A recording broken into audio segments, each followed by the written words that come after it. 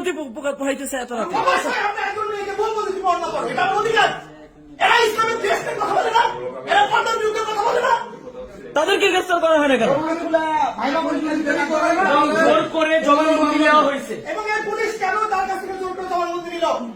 এই পুলিশ কেন এই ভিক্টিমের মোবাইল এগুলো সব মেয়ের কাছে রাখছে এখনো? এটা এই পুলিশকে খারাপে জবাব দিতে হবে। অবশ্যই। আইডি তো সমস্যা করতেছে। আমি লাইভে গেছি, আমার আইডি অলরেডি রিপোর্ট করে ইয়ে করে গেছে। আমার আইডিটা এখন আমি লগ ইন করতে পারতেছি না। ভিক্টিমের ফোন আপনি চিন্তা করেন, ভিক্টিমের ফোন থানা সহযোগিতা করে মেয়ের কাছে দিয়ে দিচ্ছে। কি সুন্দর। এই থানা কোন তদন্ত ছাড়া মামলা নিছে এবং ভিকটিমকে জোরপূর্বক জবানবন্দি দিতে বাধ্য করছে। এইটা সময় ধরে দেন যে এর মধ্যে আমাদের বুঝি না।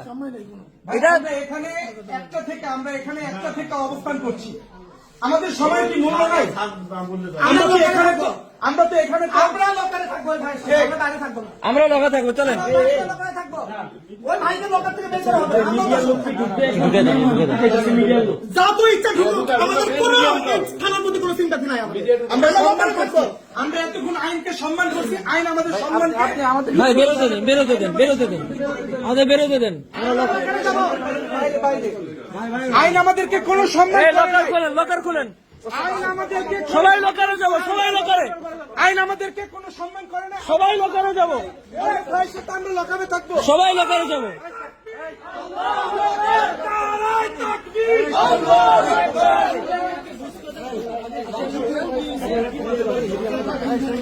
ভাই ওনারা কথাই বাড়াচ্ছে শুধু। এখানে কি কথাবার্তা বলবেন আপনারা? দায়িত্ব চিন্তা বলেন, এখানে সবার কথাবার্তা। ভাই আইনের প্রতি আমরা অনেক শ্রদ্ধাশীল ছিলাম। এখানে কথা বলার লোক আছে তো?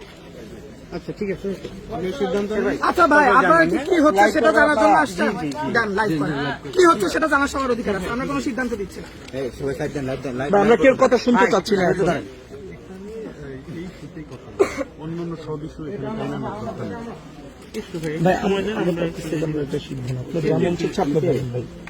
আপনি যা মন চাচ্ছে আপনি বলবেন, সাথে থাকুন।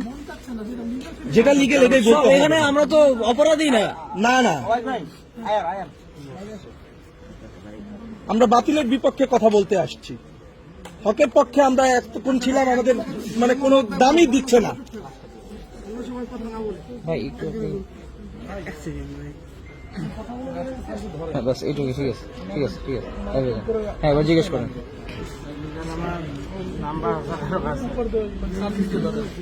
একটা মেয়ের জন্য এতগুলো মানুষ ভোগান্তি পাইতেছে, কতক্ষণ মানুষের দিকে সেই সময় যেতেছে, আর ওরা চিন্তা করতেছে ওই মেয়ে ঘুম থেকে উঠবে, সকাল হবে, নামাজ পড়বে, সেহরি করবে, সকাল 9টায় ও আসবে, এরপরে লিখিত অভিযোগ।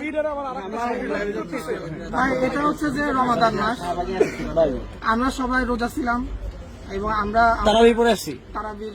তারাবি সালাদ, সারাদিনের রোজার ক্লান্তি সবকিছু নিয়ে আমরা এখানে থানায় উপস্থিত হয়েছি, বাধ্য হয়ে উপস্থিত হয়েছি। এখানে একজন ভাই, তিনি কোন একজন মেয়েকে উনি বলছেন যে আপনার ওড়না পরা উচিত, আপনার বোরখা পরা উচিত, এটা এইভাবে ভালো লাগে না দেখতে। এতটুকু উনি বলছেন, এতটুকু বলার কারণে তাকে একটা রোশানলের একটা পাত্র বানায় নিয়েছে পুরো একটা গোষ্ঠী। তারা তার বিরুদ্ধে যৌন হেনস্থার অভিযোগ নিয়ে আসছে, যেটা সম্পূর্ণ মিথ্যা, ভিত্তিহীন। যৌন হয়রানির মতো কিছুই উনি করেন নাই। তার বিরুদ্ধে ইফটিজিং এর অভিযোগ আনা হয়েছে, তিনি কোনো ইফটিজিং করেন নাই। তিনি অত্যন্ত ভদ্র ভাষায় শালীনভাবে সেই মেয়েকে বলছেন যে আপনি ওড়না করলে বা আপনার বোরখা করলে ভালো হতো, এভাবে উনি বলছেন। এটাকে উনি যৌন হেনস্থা বানাইছেন, এটাকে উনি ইফটিজিং বানাইছেন। এবং উনি যখন থানায় আসতেন তখন এই থানা কোনো তদন্ত ছাড়া, যে ব্যক্তির বিরুদ্ধে অভিযোগ, এই অভিযোগটা সত্য কি মিথ্যা, কোনো তদন্ত ছাড়া তারা বেশ কয়েকটা অপরাধ করছে। তারা এই লোকটাকে বাধ্য করছে ওই মেয়েটার পক্ষে জবানবন্দি দেওয়ার জন্য। ফলে লোকটা বাধ্য হয়ে তাকে ভয় ভীতি দেখিয়ে বলপূর্বক তার কাছ থেকে এই থানা তার কাছ থেকে বলপূর্বক জবানবন্দি দিচ্ছে, আমি জবানবন্দি দিতে বাধ্য হয়েছে। এবং তার ব্যক্তিগত সম্পত্তি, ফোন ইত্যাদি ব্যক্তিগত জিনিসগুলো এই থানা ওই মেয়ের কাছে দিয়ে দিচ্ছে, অথচ তিনি এখন গ্রেফতার।